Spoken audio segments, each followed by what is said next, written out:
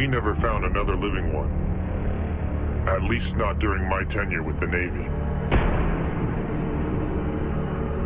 When I resigned, we weren't even sure if there were any left to be found. The creature we pulled off the beach in Washington State died in 2007. We kept it alive as long as we could. I know what I did was wrong. I knew it was wrong while I was doing it, and I have to live with that. My only hope now is that by coming forward, it might help protect any of them that are still out there.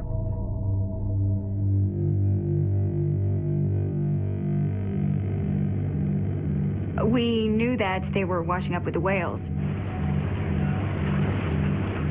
What we found was that the beachings were happening along migratory routes. They didn't just associate with the whales. They migrated with them. We were going to try to make contact.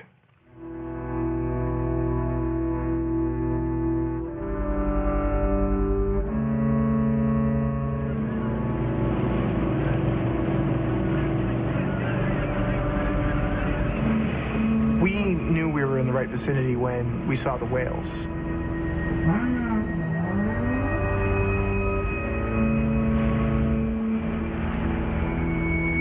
And we started the recording, and we waited to see if there was anything out there.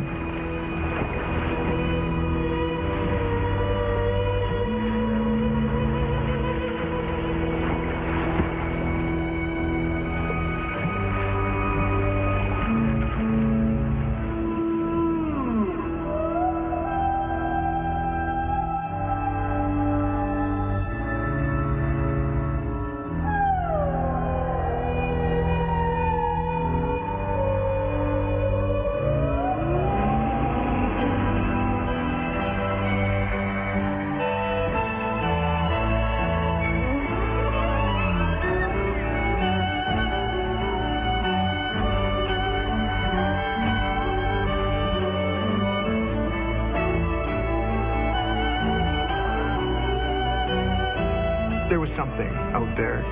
Brian was certain he saw something. And I'm pretty sure I saw something too.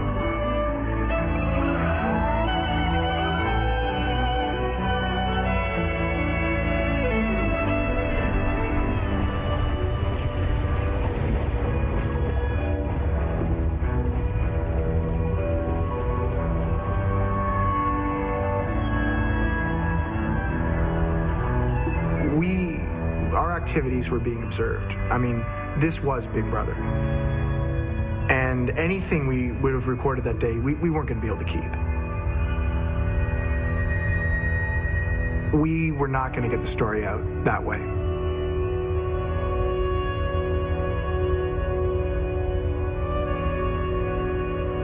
Brian was the first to leave the agency. Paul and I left NOAA not long after that. I haven't spoken to Brian since he left. I believe he thinks that the only way to save them is to find them. But I don't think that anymore. And I don't think Paul does either. Brian had become consumed, and he'll follow that call to the ends of the earth. And he may very well find them. I know he's still looking. After that day, for me, I'm not sure I can help. And I'm not even so sure we should try. I started thinking of them as fellow beings. And the last time we lived alongside a fellow human species was Neanderthals. We displaced them. Some scientists think we actively hunted them, that we devoured their very existence. It's the same thing. What we did on land, one of our own, we'll do in the sea. We're not so good at coexistence. Sometimes other responsibilities supersede science. My only goal is that the Navy stop their sonar testing.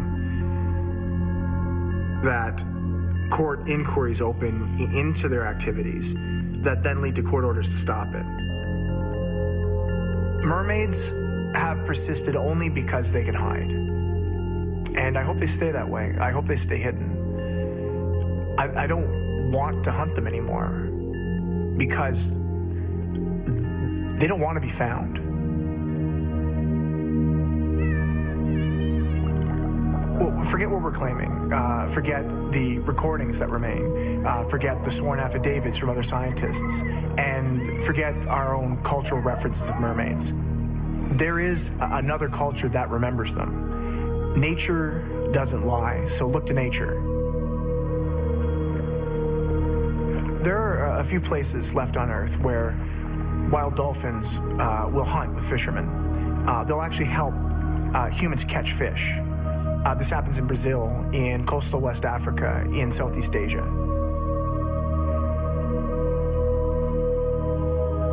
Fishermen go down to the edge of the water and into the shallows.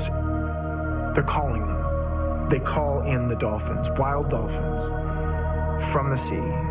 And the dolphins answer the call by driving in schools of fish toward shore. Then the fishermen encircle the fish schools and all the dolphins with their nets. The dolphins don't panic. They stay entirely calm. They know that the fishermen will let them out as they pull the nets tight. They let the dolphins out before they pull the fish ashore. And then the dolphins wait in the shallows, bobbing with anticipation in the water as the fishermen give them their share. They toss fish to the dolphins to eat. They divide the catch, essentially. Dolphins and people split the spoils. They share the fish they caught together. Cooperation between two animals of two different environments. There is nothing else like this on Earth, and nobody knows how it began, how this partnership started. It's one of the great mysteries of the oceans, how this partnership between people and dolphins evolved. How could people teach dolphins to do this? Well, we didn't. We didn't teach dolphins to do this, they taught us. And I think that they learned it from someone else. We are not the only culture with a memory of mermaids.